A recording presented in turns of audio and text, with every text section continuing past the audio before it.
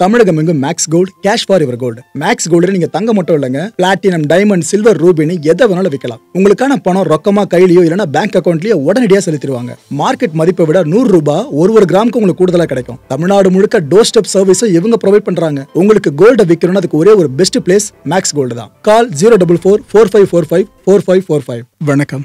Big topic with Karthik Mayakumar. ஒட்டுமொத்த கோவையை மட்டும் இல்ல, தமிழகம் முழுக்க உலுக்கி எடுத்திருக்கல ஒரு மிகப்பெரிய கொடூரம். இதை பத்தி தான் முழுக்க பேச போற நிகழ்ச்சிக்குள்ள போலாம்.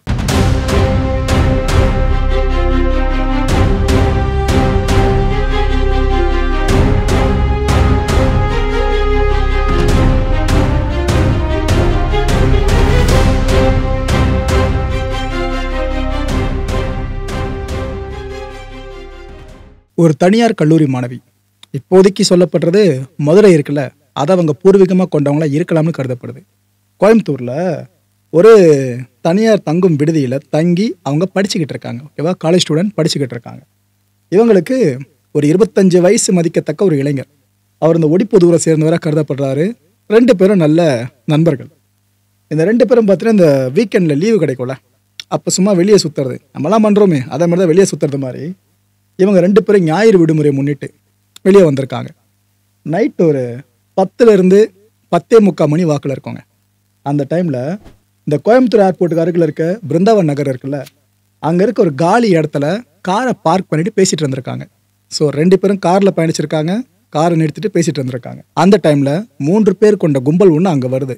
அவங்க வெஹிக்கிள் எதுவுமே வரல, கொடிநடையாக நடந்து வந்துட்டு இருந்திருக்காங்க. இந்த 3 பேர் அந்த காரை பார்த்துட்டு உள்ள பொண்ணு இருக்காங்கன்ற விஷயத்த கன்ஃபார்ம் பண்ணிட்டு அந்த காரோட விண்டோ இருக்குல்ல, அதை போய் தட்டியிருக்கானுங்க. கதவை தர அப்படின்ட்டு.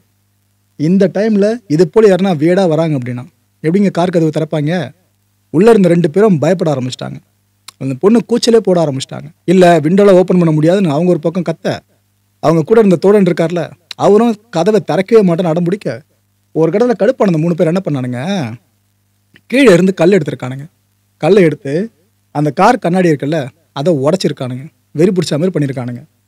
இதுக்கப்புறம் அந்த மாணவி இருக்காங்களே, அவங்கள உள்ளேருந்து வெளியே இழுக்கிறதுக்கு ஃபுல்லாக முயற்சி பண்ணியிருக்கானுங்க. அந்த மாணவி கூட அந்த நண்பர் இருக்கார்ல, அவர் எவ்வளவோ ஸ்ட்ரகிள் பண்ணுறாரு. ஆனால் அந்த பொண்ணை காப்பாற்ற முடியல. அவனுங்க ஒரு வழியாக இந்த பொண்ணை வெளியே இழுத்து போட்டானுங்க. அந்த நடுவில் வந்து இடைமறிச்ச அந்த நண்பர் இருக்கார்ல, அவருக்கு சரியான அடிங்க. கழுத்தில் 2 வெட்டு வேற, கையில் கத்தியை வச்சுட்டு போயிருக்கானுங்க அந்த 3 பேரும்.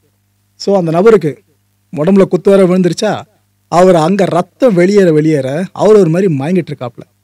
இதுக்கப்புறம் அந்த வெளியே இழுத்த இந்த மாணவி இருக்காங்களே, இவங்களை அங்கே அருகில் ஆள் இல்லாத ஒரு இடத்துக்கு கொண்டு போயிட்டு கிட்டத்தட்ட 3 மணி நேரம் வரைக்கும் பாலியல் வன்கொடுமைக்கு உட்படுத்தியிருக்கானுங்க. 3 பேரை சேர்ந்து கூட்டு பாலியல் வன்கொடுமையை அந்த பொண்ணுக்கு எதிராக பண்ணியிருக்கானுங்க.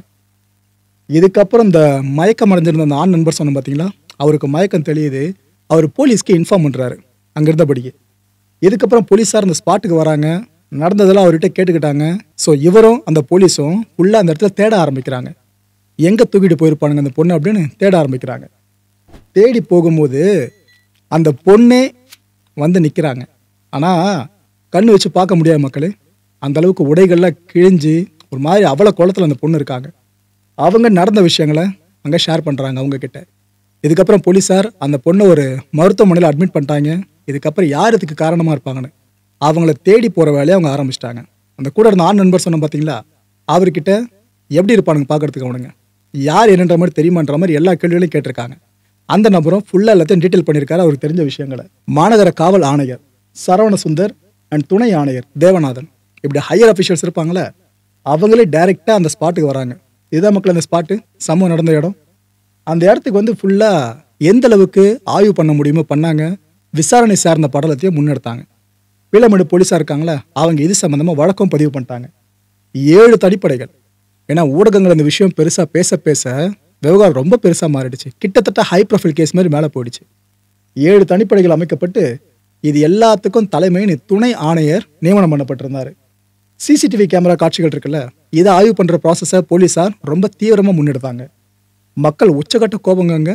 என்ன இது போல் கொடுமை நடந்திருக்கு, நைட்டு ஒரு பொண்ணு நண்பரோடு பேசிட்டு இருந்திருக்காங்க, என்ன இது போலாம் பண்ணியிருக்காங்க 3 பேர் வந்துன்னு அங்கே இருக்க மக்கள் பயங்கரமான கோபம், ஆதங்கம், எப்படி இதெல்லாம் நடக்குதுங்க அப்படின்ட்டு.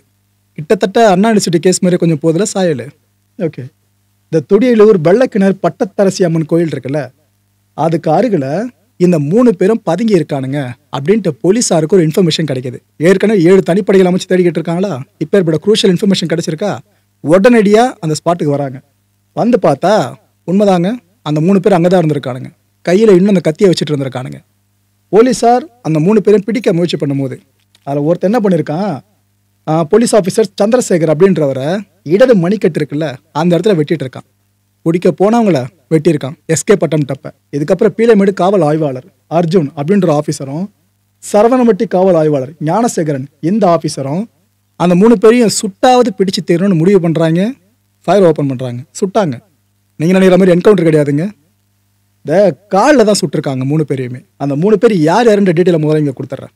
ஒருத்தன் பேர் சதீஷ் என்கிற கருப்பசாமி 30 வயசு, இன்னொருத்தன் குணா என்கிற தவசி 20 வயசு, 3வது நபர் கார்த்தி என்கிற காளீஸ்வரன் 21 வயசு. வயசை பார்த்தீங்களா, இந்த குணா சொன்ன பார்த்தீங்களா, இவனுக்கு காலில் ஒரு குண்டு பட்டிருக்கு.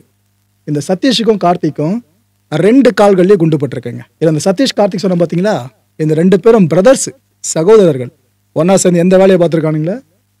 இவங்க 2 பேருமே சிவகங்கையை சேர்ந்தவங்க. அண்ட் இந்த குணா சொன்ன பார்த்தீங்களா, இந்த பர்சன் தூரத்து உறவுக்காரரான் இவங்களுக்கு. இந்த குணா மதுரையை சேர்ந்த பர்சனாக கருதப்படுறாள்.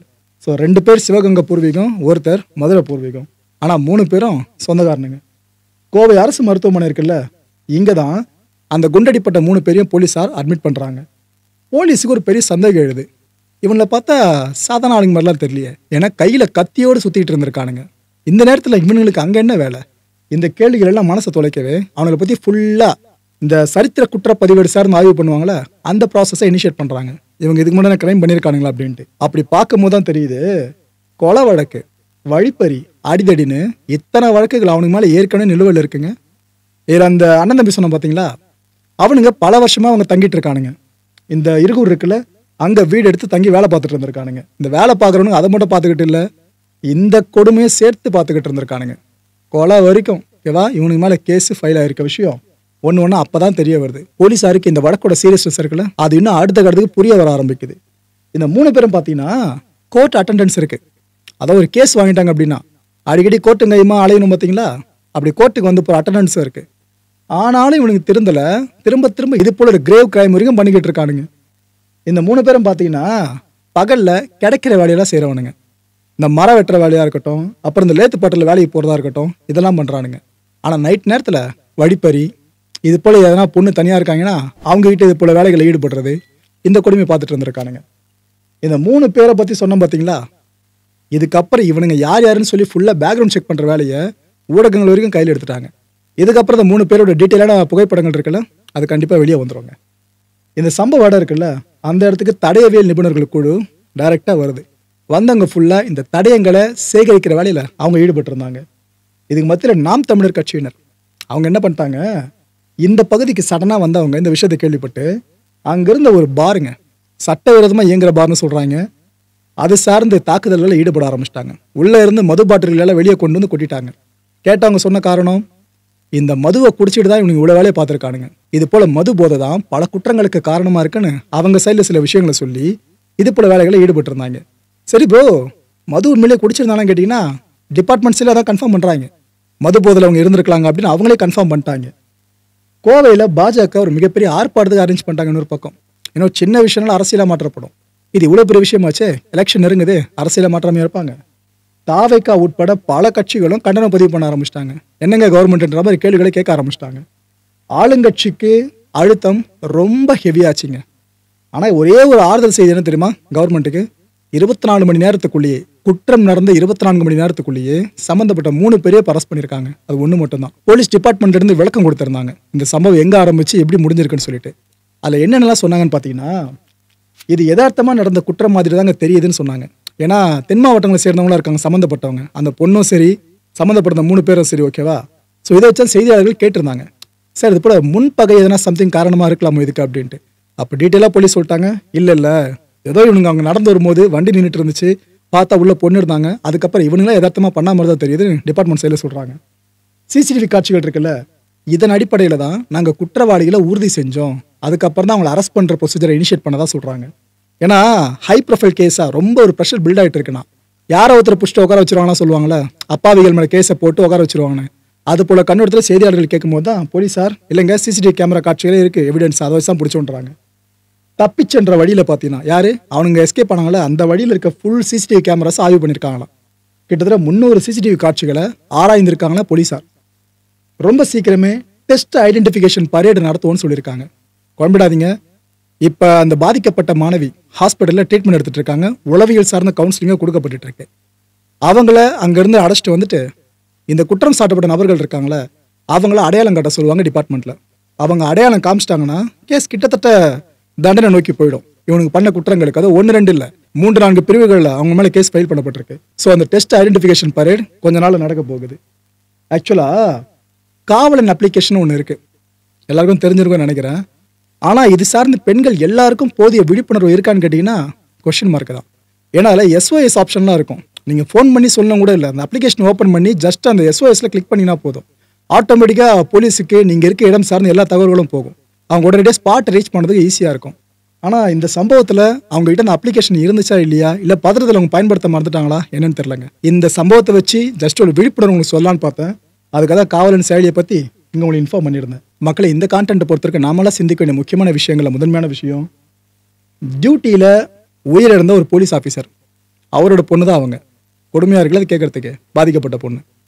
ரெண்டாவது சிந்திக்க வேண்டிய விஷயம், இப்போ பல மூடர்களும் கேட்க ஆரம்பிச்சிருக்கானுங்க, இந்த பொண்ணுக்கு அந்த நேரத்தில் அங்கே என்ன வேலை அப்படின்ட்டு. ஏண்டா எந்த நேரத்தில் யார் பொண்ணு நீங்கள் என்ன முடிவு பண்ணுறீங்க?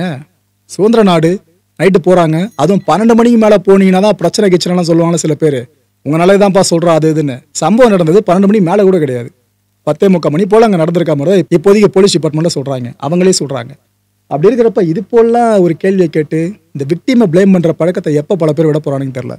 மூணாவது சிந்திக்க வேண்டிய விஷயம், இப்போ பெண் குழந்தைங்களை பெற்ற பல பெற்றோர்களும் இது போல விஷயங்களை பார்த்து ரொம்பவே அரண்டு போயிட்டாங்க. எந்த அளவுக்குன்னா, ஆம்பளை ஃப்ரெண்ட்ஸ் அப்படின்னாலே, பொண்ணுக்கு ஆம்பளை ஃப்ரெண்ட்ஸ்னாலே பயப்பட ஆரம்பிக்கிறாங்க. நிறைய பெண்களை பாதுகாக்கிறதும் கூட இருக்க ஆண்கள் தான், அதை நம்ம புரிஞ்சுக்கணும், அந்த நண்பர்கள் தான். ஸோ இந்த பயத்தை தேவையில்லாம் மனசில் வச்சுக்காதீங்க மக்களே.